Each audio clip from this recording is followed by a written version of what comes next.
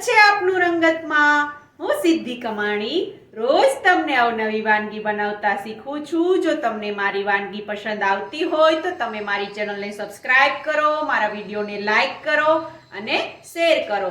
તો આજે આપણે ડ્રાય બિસ્કિટ ભાખરી બનાવતા શીખીશું, જે બનાવવામાં ખૂબ જ આસાન અને ખાવામાં ખૂબ જ ટેસ્ટી બને છે અને એ ભાખરીને તમે 15 થી 20 દિવસ સુધી સ્ટોર પણ કરી શકો છો। તો ચાલો આપણે બનાવવાનું શરૂ કરીએ ડ્રાય બિસ્કિટ ભાખરી। ડ્રાય બિસ્કિટ ભાખરી બનાવવા માટેના ઇન્ગ્રેડિયન્ટ્સ આપણે જોઈ લઈએ। મેં 1 વાટકી જે ભાખરીનો લોટ આવે છે, બહુ પણ એકદમ કકરો નહીં, મીડિયમ કકરો એવો મેં મોટી 1 વાટકી લોટ લીધો છે। સામે 1 મોટી ચમચી તેલ, જરૂર મુજબ પાણી લેવાનું છે, 1 મોટી ચમચી અધકચરું વાટેલું જીરું, 1 ચમચી નમક, 1 ચમચી દૂધની જે મલાઈ આવે છે તે, અને 2 મોટી ચમચી દૂધ લીધું છે। ચાલો આપણે બનાવવાનું શરૂ કરીએ ડ્રાય બિસ્કિટ ભાખરી।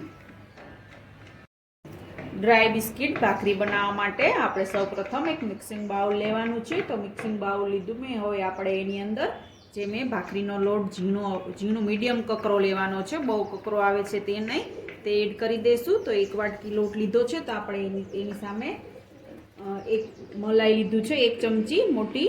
તમે મલાઈને સ્કીપ પણ કરી શકો છો અને દૂધનું પ્રમાણ વધારી શકો છો જો તમારી જોડે મલાઈ ના હોય તો। આપણે હવે એની અંદર મલાઈ એડ કરી દઈશું, 1 ચમચી જે નમક લીધું હતું તે એડ કરી દઈશું, અધકચરું વાટેલું જીરું એડ કરી દઈશું। આપણે ડ્રાય ભાખરી બનાવવાની છે એટલે આપણે જીરું એડ કરીશું તો ભાખરીનો ટેસ્ટ ખૂબ જ મસ્ત આવે છે, એટલા માટે અધકચરું વાટી અને જીરું એડ કરવાનું છે।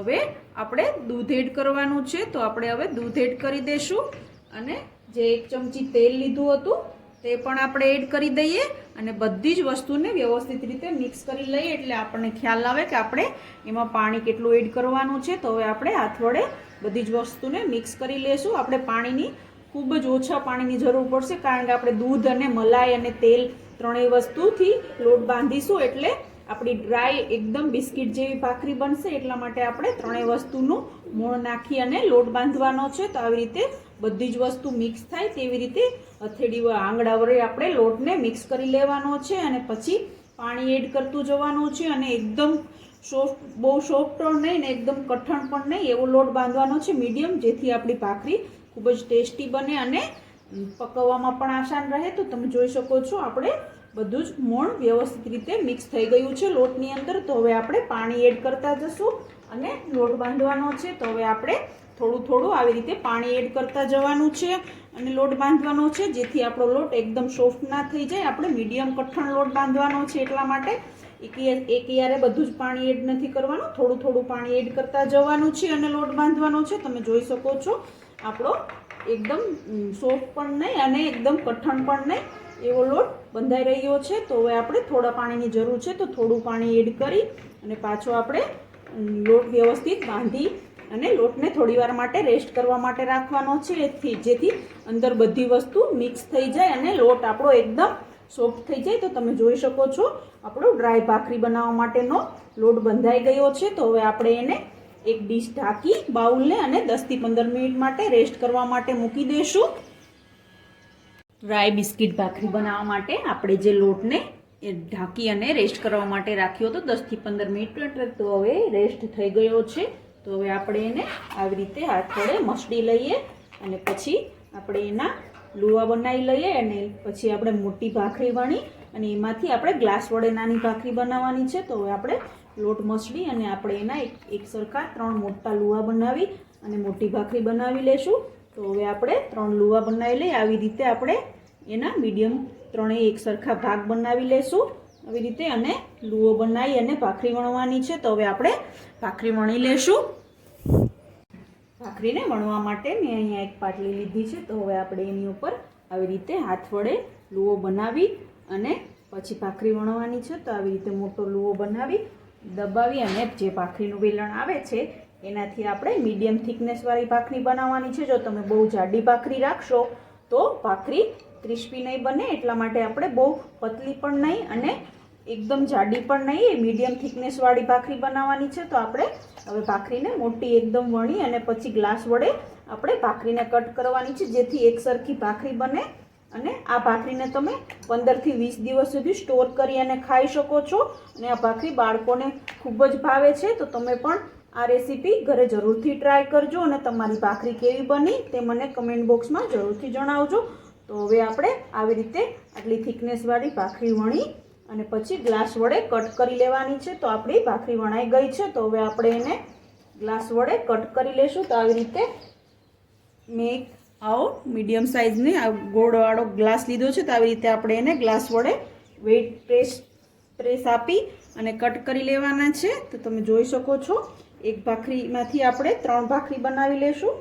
તો હવે આપણે જે વધારાનો ભાગ છે તે આવી રીતે કાઢી અને જે નાની નાની ભાખરી બની છે તેને એક ડીશમાં કાઢી લેશું ને આવી રીતે આપણે બધી જ ભાખરીને બનાવી લેશું. આપણી ડ્રાય બિસ્કિટ ભાખરી વણાઈ ગઈ છે. તો હવે ભાખરીમાં આપણે ચપ્પા વડે કાપા કરવાના છે. તો આવી રીતે હવે આપણે પાટલા ઉપર ભાખરી લઈ બધી જ ભાખરીમાં આવી રીતે ચપ્પા વડે કાપા કરી લેશું, જેથી આપણી ભાખરી ફૂલે નહીં અને એકદમ ડ્રાય બને અને ક્રિસ્પી બને. એટલા માટે આપણે આવી રીતે બધી જ ભાખરીની અંદર ચપ્પા વડે કાણા કરી લેશું. આપણી બધી જ ડ્રાય બિસ્કિટ ભાખરી વણાઈને રેડી થઈ ગઈ છે અને એમાં કાપા પણ પાડી લીધા છે. તો હવે આપણે ભાખરીને શેકી લઈશું. હવે અહીંયા આપણે ભાખરીને શેકવા માટે મેં ગેસની ફ્લેમ ચાલુ કરી અને એક નોનસ્ટિક પેનને ગરમ કરવા માટે મૂકી છે. તો હવે આપણી પેન ગરમ થાય એટલે આપણે એની અંદર 1 ચમચી તેલ લગાવી લેવાનું છે. તેલ એડ કરી અને પછી ભાખરી શેકવાની છે. એટલે આપણી ભાખરી એકદમ ક્રિસ્પી બને અને લાંબો સમય સુધી ખાઈ શકાય એવી બને. એટલા માટે આપણે એને ઘી અથવા તેલ લગાવી અને એડ કરી અને શેકવાની છે. તો હવે આપણે પેનની અંદર 1 ચમચી તેલ એડ કરી અને ફેલાવી દઈએ. તો એટલે આપણી બધી ભાખરી એની અંદર આપણે ભાખરી નાની નાની બનાવી છે તો એની અંદર 3 થી 4 ભાખરી એકયારે શેકી શકાય. એટલા માટે આપણે પેનની અંદર ચમચી વડે તેલને બધે ફેલાવી અને પછી શેકવા માટે રાખીશું, જેથી આપણી ભાખરી ખૂબ જ મસ્ત ક્રિસ્પી અને એકદમ લાઇટ બ્રાઉન શેકાય. તો હવે આપણે એની અંદર ભાખરી એડ કરી દઈએ. તો આવી રીતે આપણે તેલ ઉપર બધી 3 થી 4 ભાખરીને શેકવા માટે રાખી દઈશું, જેથી આપણી ભાખરી બનાવવામાં પણ સમય ઓછો લાગે. એટલા માટે આપણે નાની નાની ભાખરી બનાવી છે અને એકદમ બિસ્કિટ જેવી બનાવવાની છે. તો આપણા બાળકોને પણ ખૂબ જ ભાવે. તો તમે પણ આ રેસીપી આ માપથી ઘરે જરૂરથી બનાવજો. તો હવે આપણે ગેસની ફ્લેમ મીડિયમ રાખી અને ભાખરીને શેકવાની છે, જેથી આપણી ભાખરી એકદમ ક્રિસ્પી અને બિસ્કિટ જેવી બને. અને ઓઇલ લગાવીને શેકવાની હોવાથી આ ભાખરીને તમે લાંબો સમય સુધી સ્ટોર કરી શકો છો અને ખાઈ શકો છો.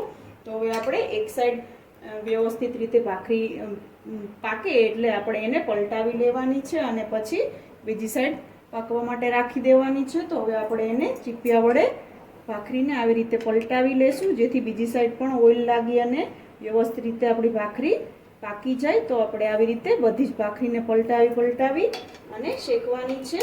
તો આવી રીતે આપણે બધી જ ભાખરીને પલટાવી અને શેકી લેશું. તો એક સાઈડ શેકાય પછી આપણે જે ભાખરી પ્રેસ કરવાનો પેલો આવે છે લાકડાનો, એનાથી આપણે પ્રેસ કરીને શેકીશું. પણ પહેલાં બંને સાઈડ થોડી થોડી આપણે શેકી અને પછી પ્રેસ કરવાની છે.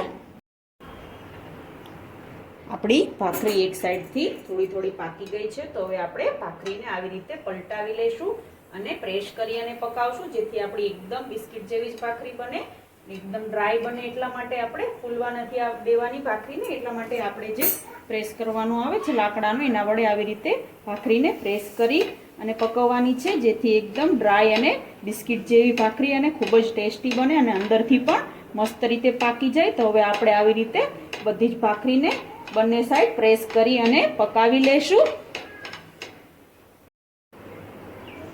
આપણી ડ્રાય બિસ્કિટ ભાખરી શેકાઈ અને રેડી થઈ ગઈ છે. તો આપણે એને એક પ્લેટમાં કાઢી સર્વ કરવા માટે લઈ લેશું અને આવી જ રીતે બધી જ ભાખરીને આપણે શેકી લેવાની છે. તમે જોઈ શકો છો આપણી મસ્ત એકદમ ક્રિસ્પી અને ટેસ્ટી ડ્રાય ભાખરી રેડી થઈ ગઈ છે. તો હવે આવી રીતે આપણે બધી જ ભાખરીને શેકી અને સર્વ કરી લેશું. તો તૈયાર છે ડ્રાય બિસ્કિટ ભાખરી. જે ખાવામાં ખૂબ જ ટેસ્ટી અને ક્રિસ્પી બને છે. આ ભાખરીને તમે 15 થી 20 દિવસ સુધી સ્ટોર કરી શકો છો અને ખાઈ શકો છો. અને બહાર પણ ક્યાંય ટૂરમાં જવી હોય તો ત્યારે તમે આ ભાખરી બનાવી અને જોડે લઈ જઈ શકો છો. બાળકોને લંચમાં પણ આપી શકો છો. જો તમે પણ આ રેસીપી ઘરે જરૂરથી ટ્રાય કરજો અને તમારી ભાખરી કેવી બની તે મને કમેન્ટ બોક્સમાં જરૂરથી જણાવજો. કેવી લાગી આજની રેસીપી તમને? જો તમને મારી રેસીપી પસંદ આવી હોય તો તમે મારી ચેનલને સબસ્ક્રાઇબ કરો, મારા વિડીયોને લાઈક કરો અને શેર કરો. તો રોજ આવી અવનવી વાનગી જોવા માટે જોતા રહો રંગત, ખાણીપીણીના શોખીન ગુજરાતીઓની. Thanks for watching.